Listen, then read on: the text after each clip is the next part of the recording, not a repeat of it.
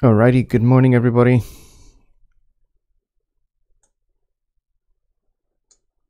If you're in the UK, that is.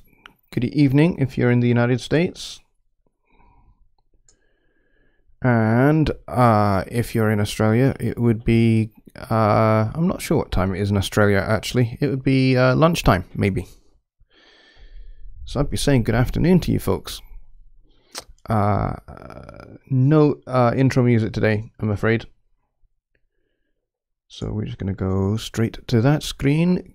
Hello everybody. Yeah, for some reason I couldn't get the music that I wanted to play during the intro to work in OBS. Don't know why. But anyway, it's not working, not playing. There we are. And a lot of you guys are already here early for the show today. So thank you very much for coming. We're going to make today's show a little bit of a short one. I have had an extremely long weekend. My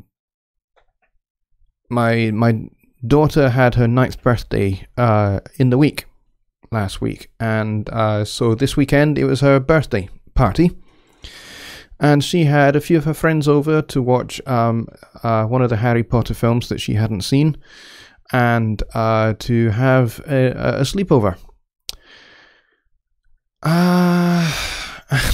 Let me put it like this. It was mayhem, madness, and chaos until 4 o'clock this morning. So I am absolutely done. And then this morning, everybody else in the house was asleep, and I was playing bass in church this morning, so I had to be there early. I had to be there at like 8:30 this morning. So having got to sleep round about 4:30, I was then up at 2 hours later to get across to church.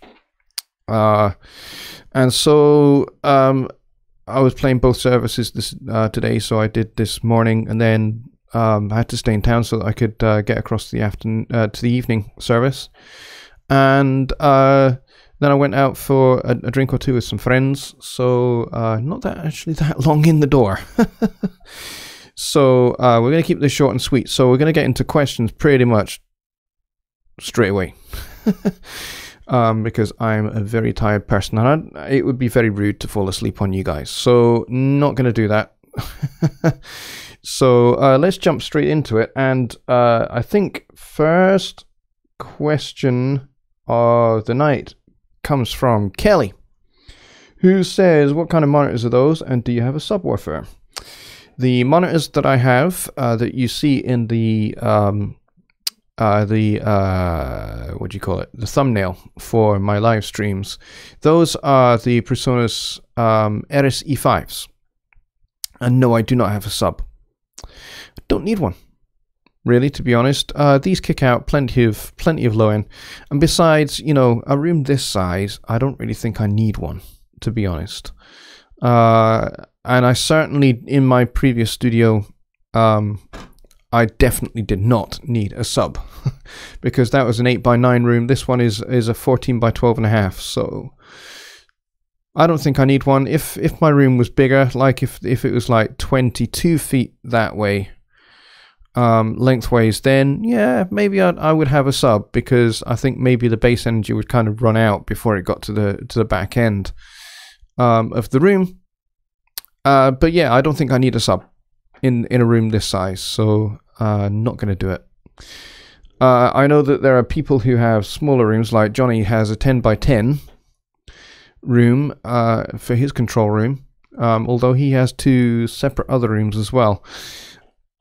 And he has a sub. I think he has the Tembler T10 sub from PreSonus as well, but I don't know. I have plenty of PreSonus gear in the studio, but no, I don't have a sub. Don't think I need one.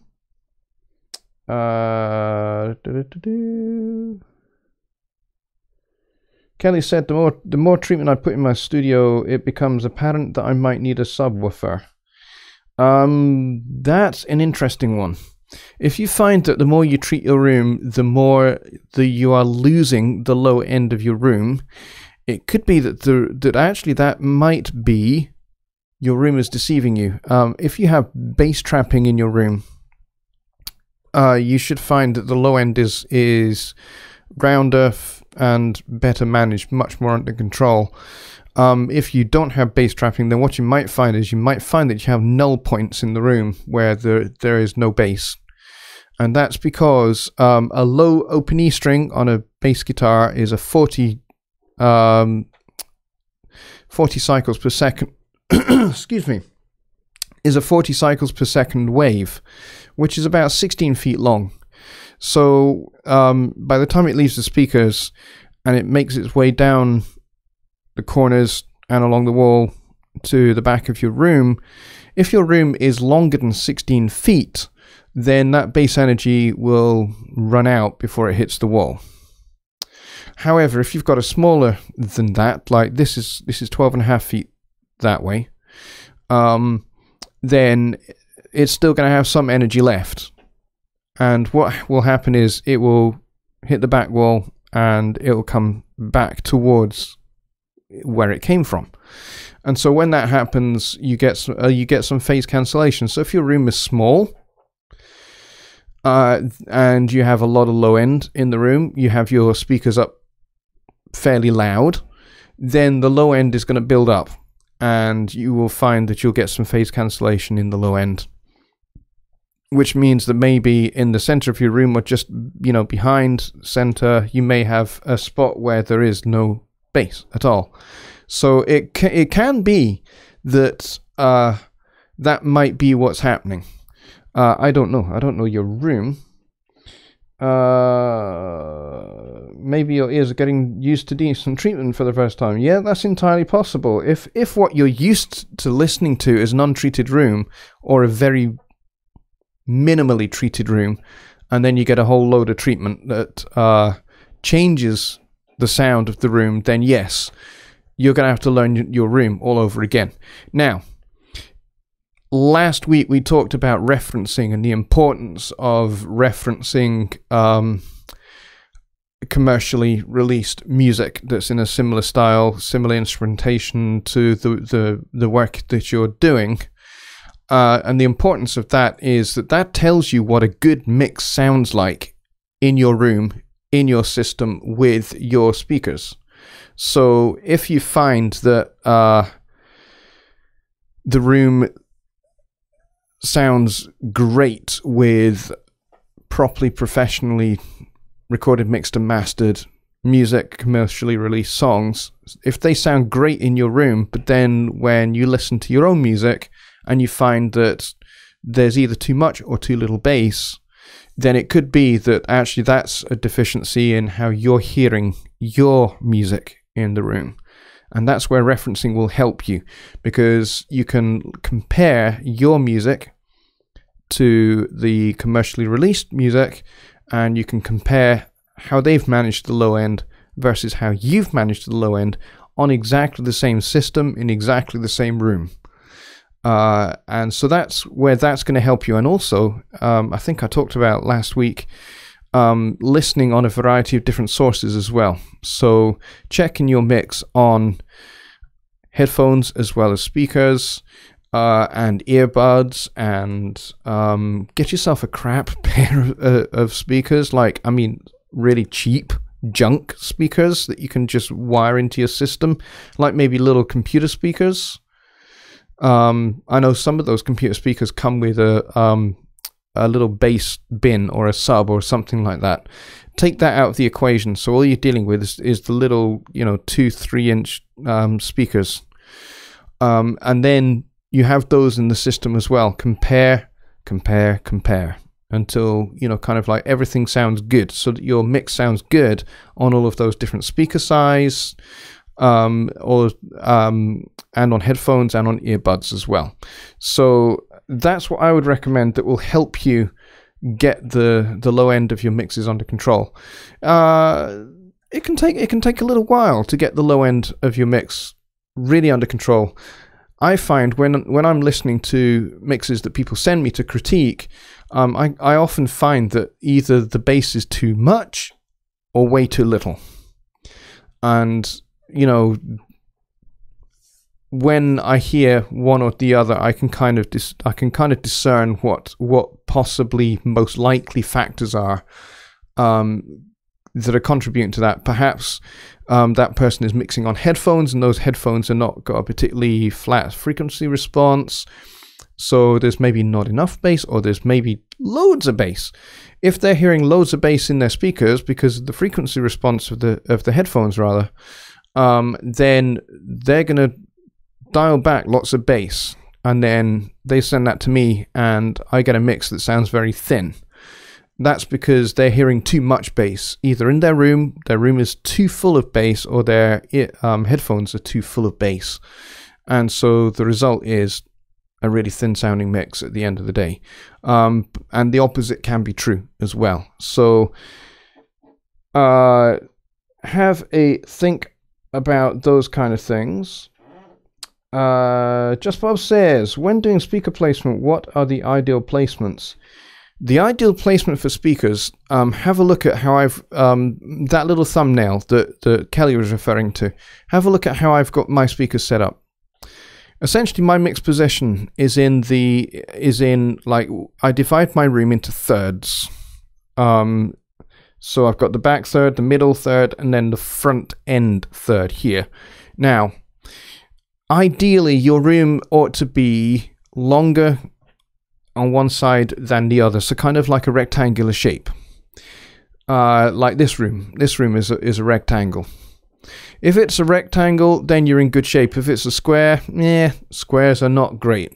A square-sized room, a square-shaped room is not a good idea. You're going to get all sorts of standing waves and null points and those kind of things in a square room. So they're not a great idea. So find a way to kind of work it out so that you can create a rectangle within that space if you can. But if you are in a rectangle, then you need to set up on one of the short walls, either the front or the back. And it doesn't really matter which. But think about things like where the windows are in that room. For example, in this room, I have a window just over here, and I've also got my wardrobe over here. So if I had set up over there, in front of that wardrobe, I would have had my window right immediately to my, it would be to my right. The problem with that is that sound comes off of this speaker, and the first place it hits is whatever is immediately to this side of me. Or, you know, the opposite would be true of the other speaker. So, and then if there is a reflective surface on that side, then it's going to bounce off of that surface back into my ear. So I'm going to get the direct sound plus the reflected sound coming into my ears at different times. So I'll get the direct sound coming much sooner because I'm much nearer the speakers, but I'll also get the reflected sound, and I will end up with some phase cancellation because those two will be out of phase with each other. So glass windows are very reflective. Now, sometimes it's just an issue that you can't get around. If it is one of those cases where it's an issue you just can't get around, then what I recommend is that you get some very thick curtain material that you can put up across the window, and combine that with a blind or something like that, so that when you're working and you're working on a mix, or you're working recording or something like that, you've got that closed off, so you minimize as much as possible that reflection on that side. And of course you acoustically treat the opposite side as well. Those kind of things will help you if you're in that particular situation. So set yourself up in either the front or the back along the shortest wall of the room, and then set your desk up in the exact center of that shortest wall. So if your shortest wall is 12.5 feet, for example, in length, then you want to find that center point, and you can measure it out with measuring tape. Find that center point, and then you maybe draw out a line, or you lay out a line with something straight. I don't know. You can improvise that. from the wall to where your chair is going to be, because you are going to be sitting in the exact center of that wall. And then your speakers are going to be placed equidistant from where you're seated. So you form an equilateral triangle between your two speakers and yourself. And then the speakers ought to be placed so that the tweeter and the woofer are kind of right up here, right at ear height. So your ear is kind of splitting the difference between the two cones on your speaker. And then they need to be angled in so that you form a triangle. And that's how you get the ideal stereo imaging when you're mixing. If you have them, there are some monitors that you don't need to angle in, like the M-Audio MX, I think the EX66 is, excuse me, the ones where you have two speakers on top of each other. I think they've got like speakers on the sides as well. Those ones you don't need to angle in because they have a very wide dispersal, so you get a stereo image with them facing exactly forward. My friend Joe Gilder has a set of those, and he does not have those angled in for that particular reason.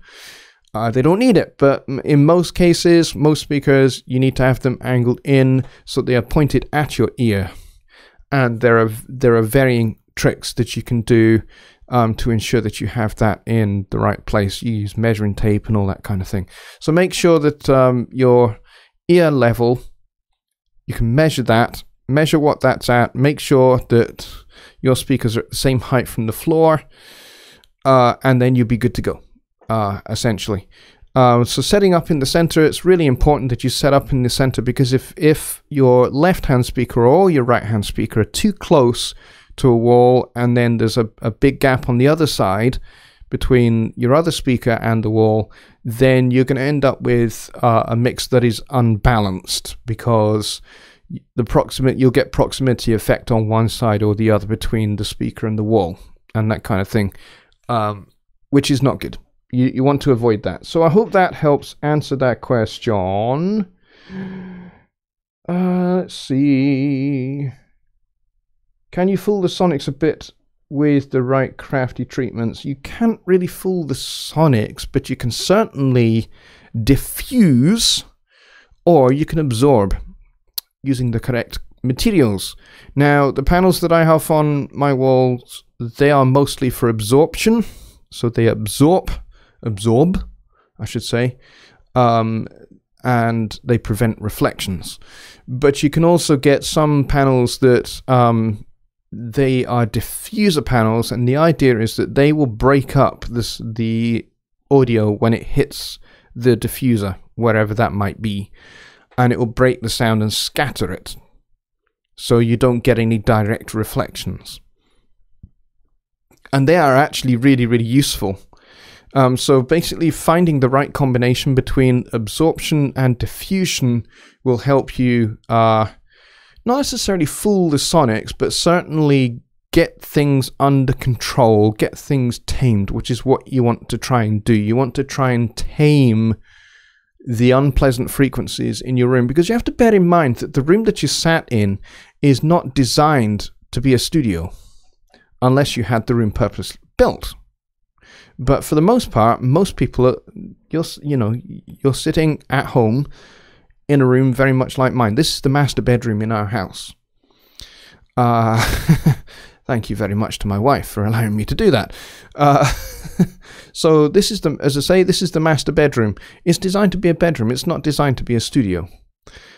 So for that reason, you have to acoustically treat in order to try and tame things as much as you possibly can. There are going to be things that you're not going to be able to get past, because every room has its quirks.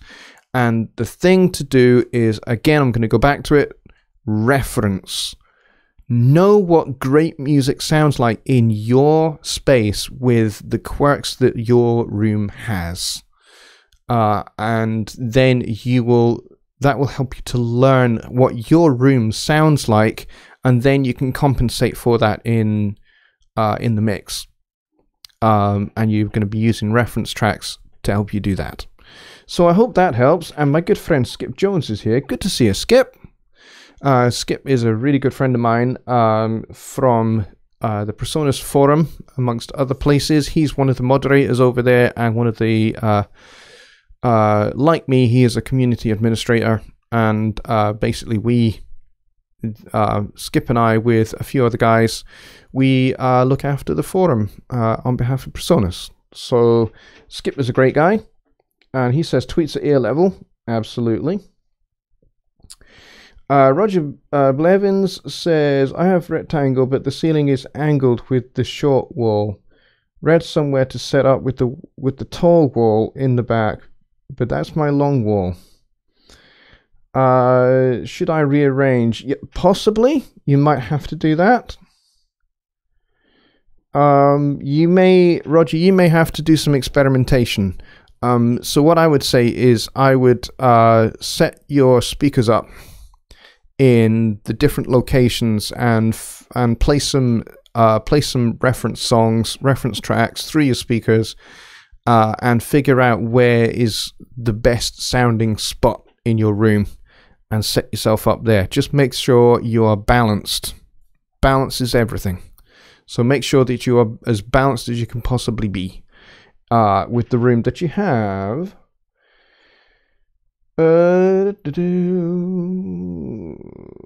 Just Bob says, I'm in a 3 by 6 foot nook with a window on my left side. I have to set my setup with my computer on the 6 foot wall.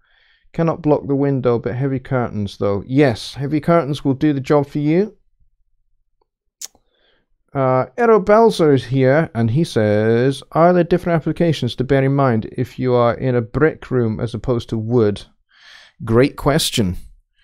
In the UK here, most of our houses are brick built, and they don't necessarily have timber framing either. Whereas I know in the United States, timber framing is, and building out of log is still fairly traditional, from what I've seen. But obviously wood resonates more than brick does. So that is something that you may need to bear in mind, is in the build of your wood room, if it's something like a log cabin or something like that, and I know my friend Joe, his first studio, I think, was in a log cabin, something like that. And one of the things that you have to bear in mind is what is between the internal wall as you see it in your room, and then the wood on the other side. Is there is it like a frame with studding? And is there anything filling that gap between the wall and the exterior wall, the wood paneling? And is there anything between, like maybe a sheet of rubber or something in between the wood paneling? Those are things to bear in mind, because you don't want those wood panels to resonate particularly. But yes, if you have something like wood paneling, you're just going to have to put up absorption panels as much as you can in the critical places, like your immediate left and right, perhaps your ceiling or your floor. You may need to put thicker rugs and carpeting down. Things like that you might have to do. Certainly the thing with brick rooms is that although the wood, you don't have that wood resonance issue, you'll certainly have a lot of you'll certainly get a lot of reflections, because it's very, very reflective. Brick is very, very reflective.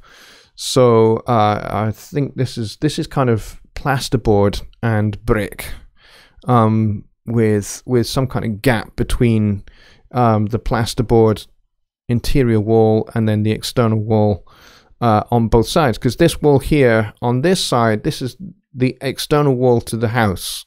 So there is a gap between this wall and the external wall, which I believe is filled with acoustic material, and that I think that was done when the property was built. So yeah, watch out for those kind of things. Skip says 21 watching and 3 likes, must be broke. Yeah, if you're watching, please hit the like button, the thumbs up like button. Please do that.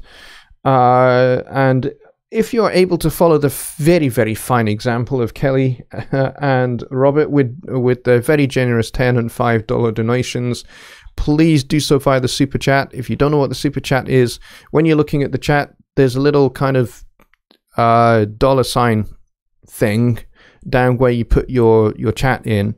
If you click that, it takes you through some options and you can donate away if you would like to. If you find what I talk about useful, then please do. But there's no obligation. I'm not making anybody do anything. But if you would like to, if you like what I do, then please do. I would very much appreciate it. Let's see.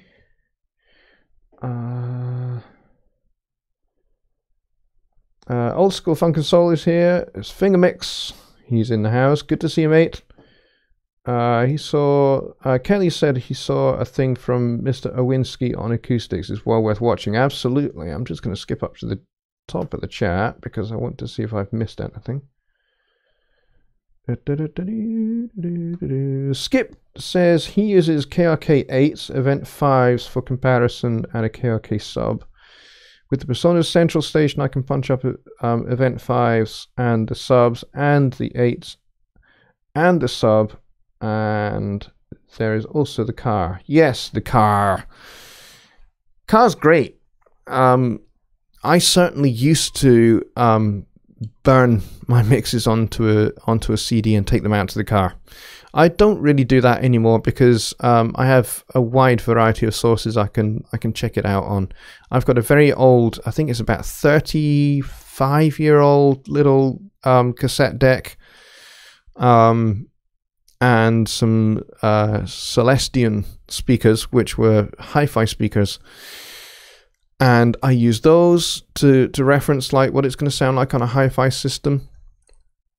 I find that really, really helpful. I've also got a little boombox as well. And I've got a pair of really, really cruddy Logitech computer speakers as well. So I've got a few different sources I can reference on. The more, the better. And the better. Your mixes will thank you. For absolute sure. Let's see. Kelly says, help up or other, keep the lights on. Yeah, thank you very much. And Kelly's got a burning rhythm question. Well, make sure if you've got a burning rhythm section that you have a fire blanket to hand. You never know. And Roger with the is that $5 or $1? I can't really tell whether that's $2 or $5. But anyway, I thank you very much, Roger, for your donation. Very much appreciate it. You guys are awesome, all of you. That's fantastic. Thank you very much. One person who is missing from the show tonight is Jonny Gibe. I don't know where he is. If one of you guys could drop him a message and let him know that we are live, I would appreciate that. Yeah, it's always good to have Jonny Gibe in the house, but I don't think he's here, which is a shame. So, come on, Kelly, what's your burning rhythm question? And I hope it has nothing to do with reggae hot sauce, because that, believe me, is very sore.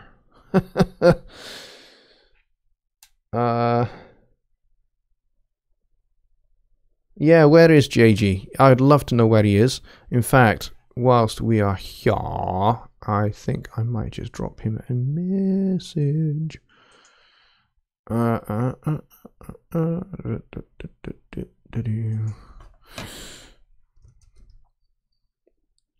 Let's see. Where are you, Jonny Gibe? Where are you? I'm just gonna drop him a wee line. I am live. come and join in the chat. There we go. Hopefully he will pick that up and he'll get on to the show. Okay, what was the question then, Kelly? I'm waiting for your rhythm question, dude. True, it is. It is Thanksgiving holiday weekend in the States, yep. And a lot of you guys will probably still be eating turkey. Roger says, not sure the first time trying. Guess it was $1.99, but I'll figure out how to use the app by next time. That's cool. I appreciate it very much. Okay, Kelly's rhythm question says, it's like a slow shuffle in 6/8, then magically hops over to something else. You're talking a Pink Floyd song? I'm not sure which particular Pink Floyd song that you have in question. But it's like Shine On You Crazy Diamond. Oh, yeah. That's a good question. I'll have to listen to that song to check that out and see kind of what is going on. I can't remember. But you're right, there is definitely 6/8 involved, and there is definitely kind of a shuffle thing going on. But you're right, it does change up, but I need to actually listen to the song to figure out exactly what's going on, and I certainly couldn't play the song on stream because I would get a copyright strike, and I don't want one of those, so that would be no fun whatsoever.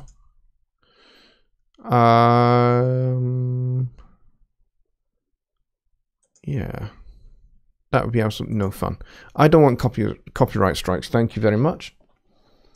Sharon, You Crazy Diamond and many more actually is beautiful.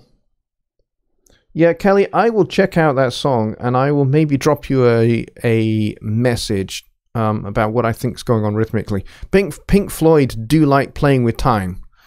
It is one of their things. So I can certainly look into that.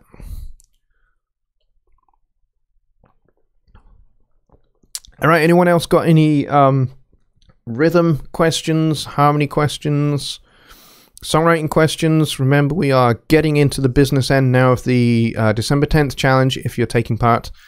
Awesome. The idea of that being, if you have no idea what the December 10th challenge is, December 10th challenge is to release a song or an EP or an album or something like that on December 10th. And you can release it to your favorite platform. And what I'm going to do a little bit closer to the time, I will create a space over on the Home Studio Trainer Songwriting for Studio One group. If you're not a member of that, go join it. And also the Songwriting Simplified page, please go and like that as well. We're going to create a space there as well where you can put all of your December 10th challenge songs. And then what would be really cool is if you're posting it up to SoundCloud, if you do hashtag, somebody create a hashtag on there, December 10th challenge song or something like that. That would be really, really great. And that way we can curate all of everybody's music. You can post your links there and we can all go and check out your songs. And then we can do a special December 10th challenge live stream. And we can kind of go through your songs and have a listen. That would be quite awesome, just having a little listening session. And of course, my one will be up there as well, which I'm working on. I was planning on documenting it, so you kind of get a little bit of an insight into my writing process. I've not been quite as good or consistent at documenting it, but there will be some. There will be some stuff, some videos that will go up there documenting how I go about writing songs and how I arrange them and all of that kind of thing, how I come up with my crazy chord changes, that kind of stuff. Because a lot of my songs develop out of either a narrative, a story that piques my interest. Maybe I've been thinking and I've invented some characters and I thought, hey, these characters would be good in a song. Okay, let's chuck them into a story and see how they interact with each other. And then that will distill itself down into a song.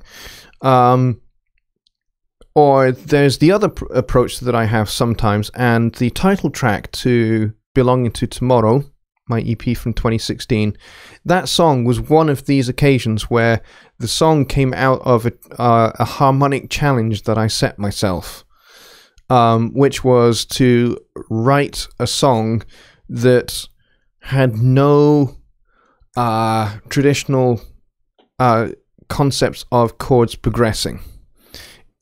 Everything, all the harmony was derived out of a scale, or in this case 3 different scales, which if you've ever come across modes, then you'll know what I'm talking about. But they were based out of 3 different modes, and the idea was that I wanted to play around with this idea of tension, to do with procrastination, which is what the song is all about. And I wanted to ratchet up the tension with each verse. The other thing about that song is there are no choruses. It's just like 3 straight verses. So I wanted to ratchet up the tension each time. So I shift the mode up a step each time. And the mode is slightly different each time. And all of the harmony is derived from the notes of those of that mode in the particular verse that we're talking about. So it might be something like, I mean, this isn't the particular case with Belonging to Tomorrow, but maybe I'd base it out of the Mixolydian mode, which is basically if you were to start with a G and play all the white notes up to the next G. So that kind of scale kind of sounds like a major scale, but really isn't. So it kind of starts off major, and then when we get beyond the 5th degree of the scale, it gets that's not normal. It should go.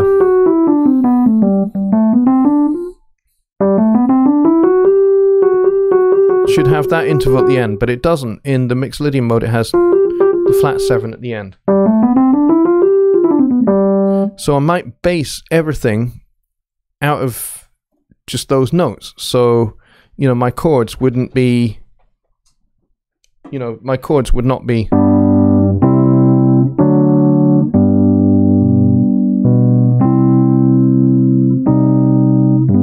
or anything like that, which is more a traditional sense of chord progression. They would all be derived out of those notes. So I might do things like this. Let's see. Or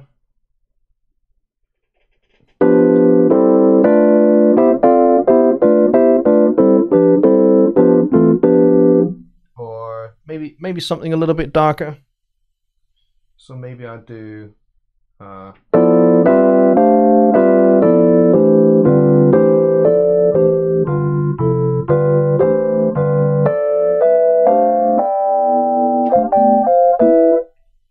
or maybe with a little bit more dissonance.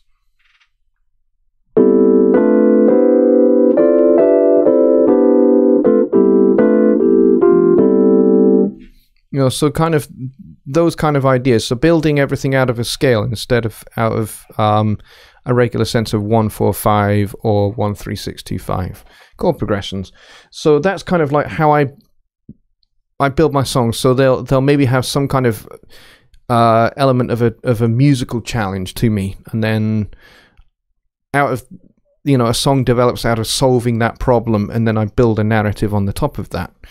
So there you go. So this song, you'll find out whichever it's going to be. You'll find that out. I'm keeping it secret for now.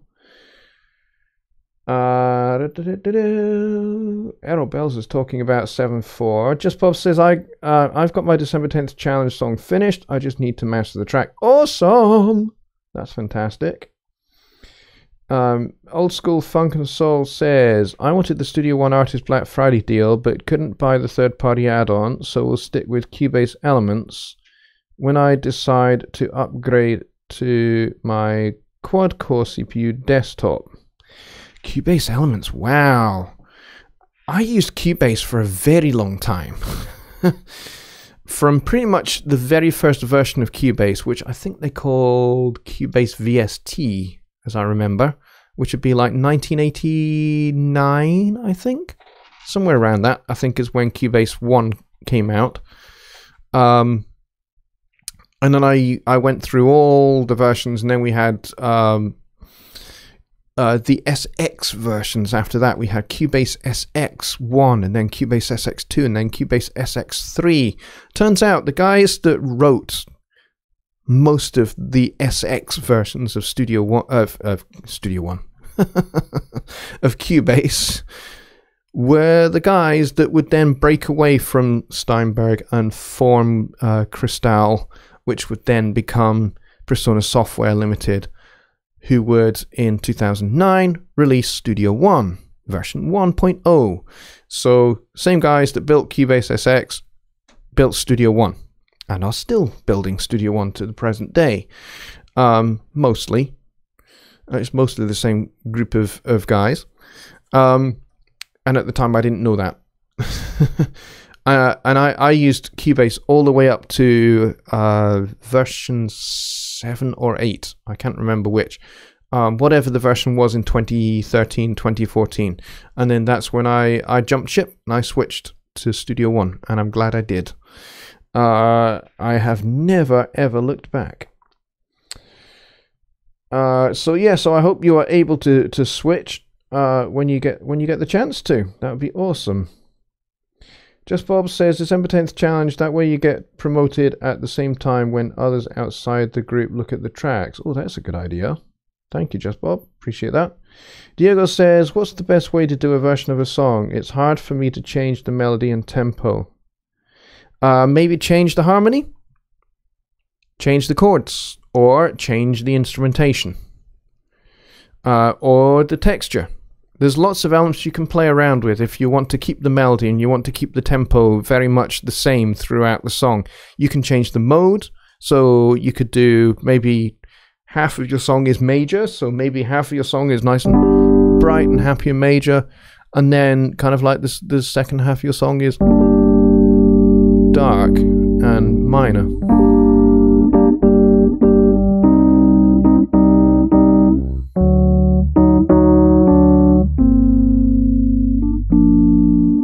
I don't know, whatever your melody is. I just improvised something really rather dark. So you can change the mode from major to minor. You can change the texture from lots of things going on or very, very minimal. Actually, really good little songwriting tip for you. Well, it's not really songwriting, but it kind of is. But it's more of an arranging tip. In the middle or towards the back end of your song, maybe your penultimate chorus, strip everything back to maybe just a softly sung vocal with some very minimal guitar or very minimal keyboards, and then build it back up so that your final chorus is full on, everybody is in.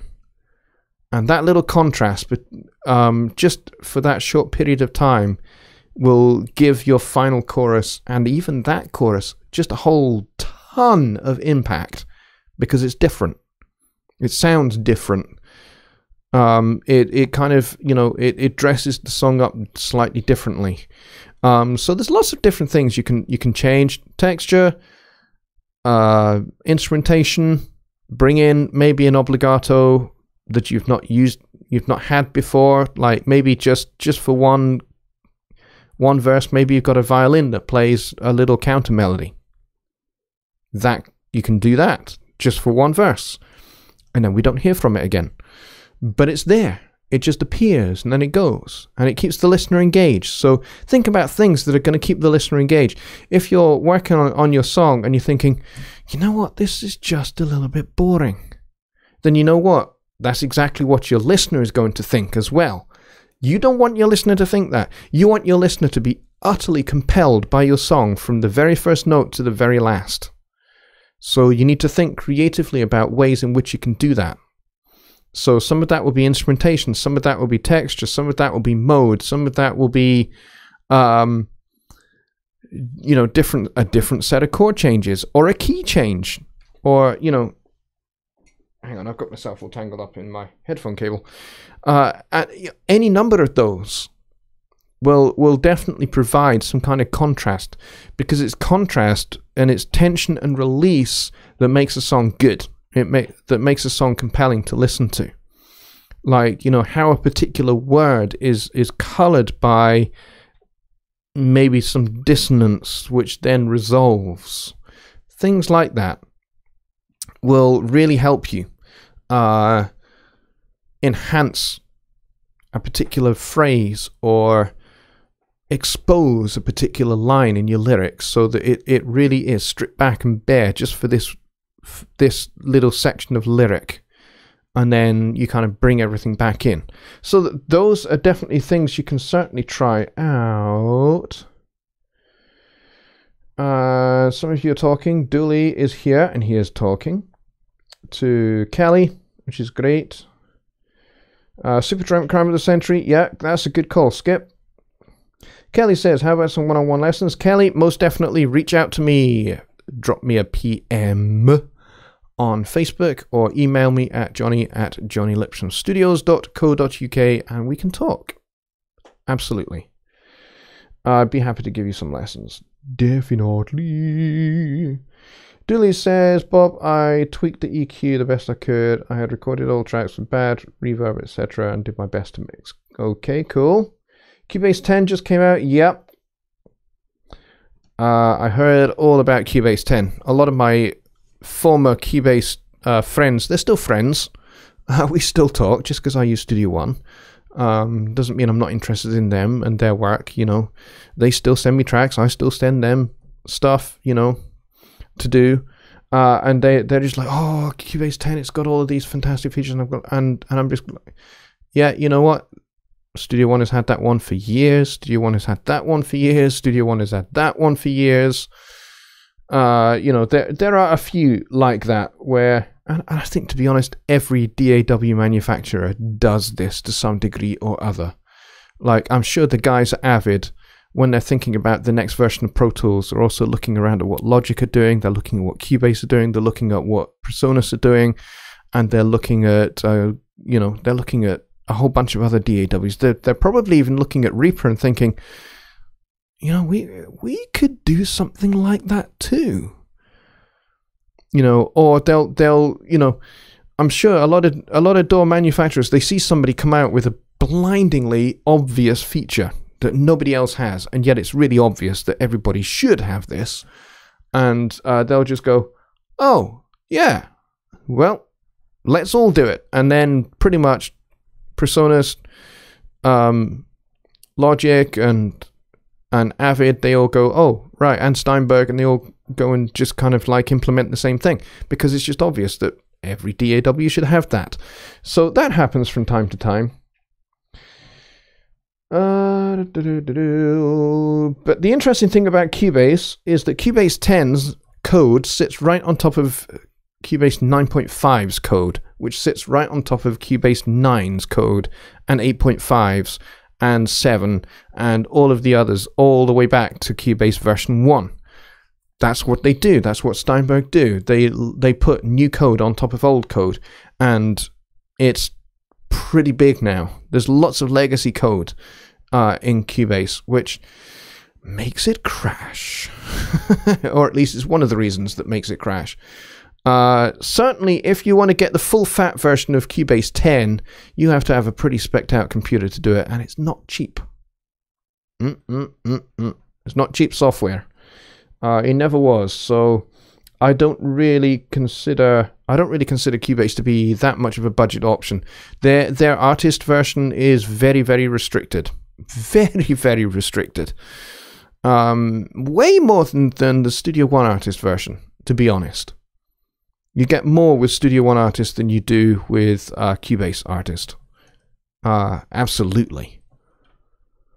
I know, because I used to absolutely pump Cubase artist to people all the time. Go and get Cubase artist. Go get Cubase artist.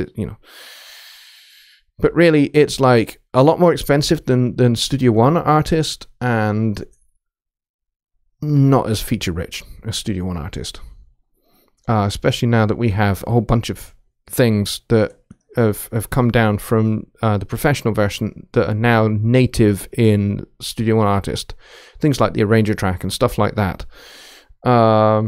Those are all very, very cool. So yeah, if you're looking for a budget thing, and you've not got a whole load of money, Studio One is actually very, very reasonably priced. Even the professional version is very, very reasonably priced, and certainly on Black Friday and Christmas and January sales, those kind of times, you're going to be able to get Studio One at a absolute steal. Certainly, I know for Black Friday, PreSonus were doing a Studio One Professional and Notion 50. Whoa! Smack the microphone. Why don't you? They were doing a Studio One Professional and Notion dual pack 50% off thing. So if you wanted to get Studio One at half price, that's the way to do it. Plus, you also get notation software that is actually really, really good. I know because I use it. I write all of my horn section parts in Notion. Choral parts, I've just done a whole bunch of choral charts and string charts for Christmas. Not for my church, but for another church. They asked me to do some arrangements of carols for them. So I just wrote pretty much a brass band with a string quartet chart of a couple of carols for them. And I did it all in Notion and printed it all off. And they've got great quality copy of the arrangements that I did. So Notion is fantastic. I heartily recommend it if you're into that kind of thing.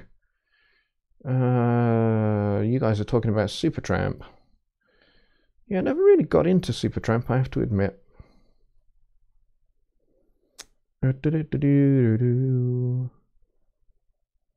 Let's have a look.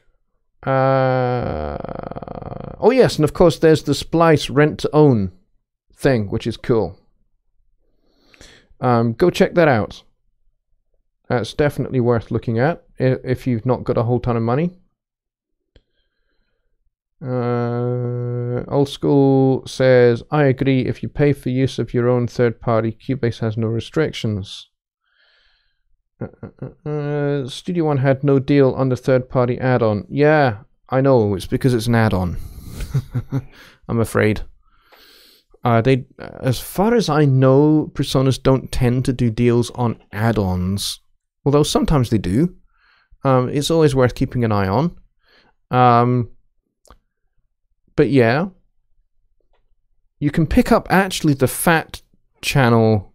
I think they do a Fat Channel package now for Studio One Artist that is actually very reasonable.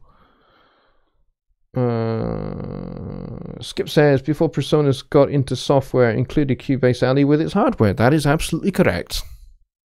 Yep, certainly did. I saw a few pieces of PreSonus hardware on eBay a while back that is like old PreSonus hardware from years back. And yes, it did come bundled with Cubase LE, which was really interesting, kind of in the pre-Studio One days. I think they had some kind of arrangement with Steinberg back then, which is really interesting. But that's a fun fact. Roger says, your short show is in overtime. Yeah, it kind of is. I kind of did get talking until 1 a.m., but I'm absolutely done, folks. So I'm going to call it a day there. Rains is here. I think it's Rains. And I think you're new to my show, Rains, if that's the right pronunciation. Rains. Been through all DAWs, Studio One, easiest, and I'm still trying others. Thing is, why can't they look really great? People draw great art in a day, then VSTs look great, DAWs all look ugly. Some of them really do look ugly, I agree. Some of them absolutely do. I can't say that Cubase is one of those. I wouldn't put Cubase in an ugly category. However, one thing is definitely true. Studio One, you can customize how it looks to a large degree. You can change the color scheme so that it doesn't have to be black. You can have green if you want. You can have brown if you want. You can have white. You can have it black and white if you want. You can have it grey, like back in Studio One version 2 days. You can have it like that if you want. Keybase doesn't do that.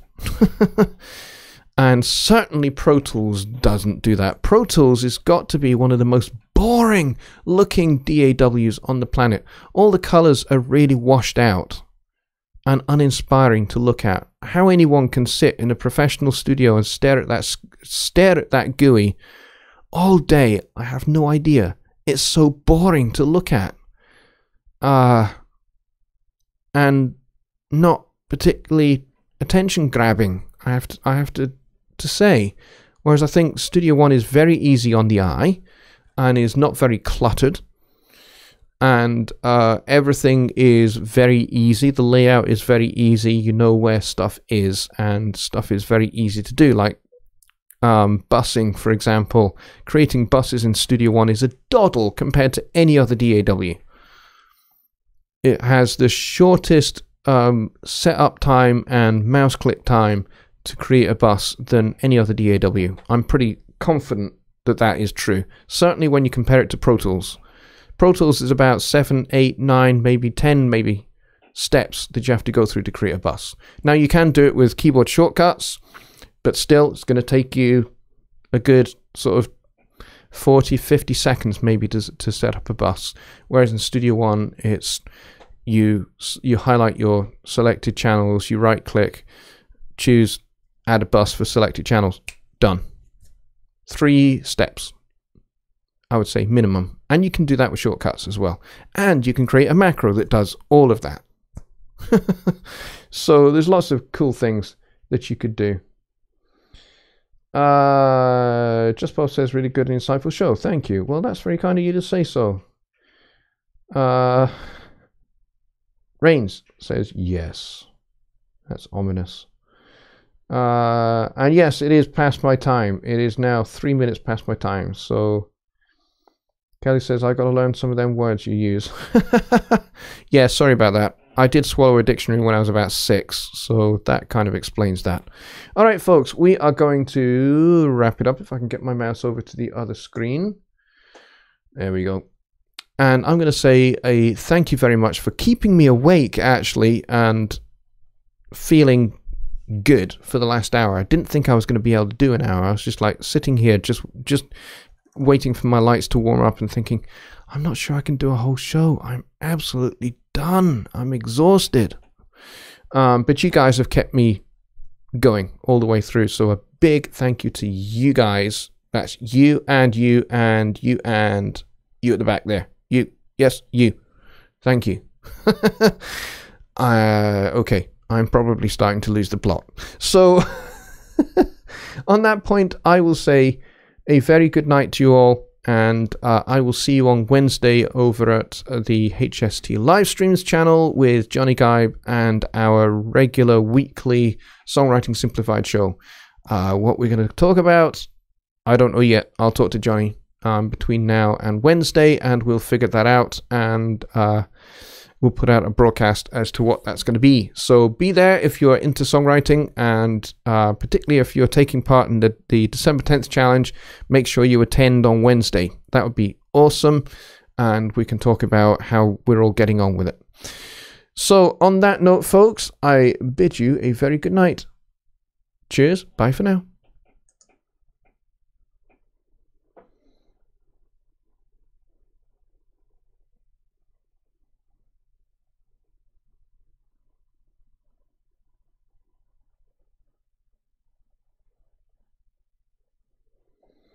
And yes, Skip, I plan to be there tomorrow.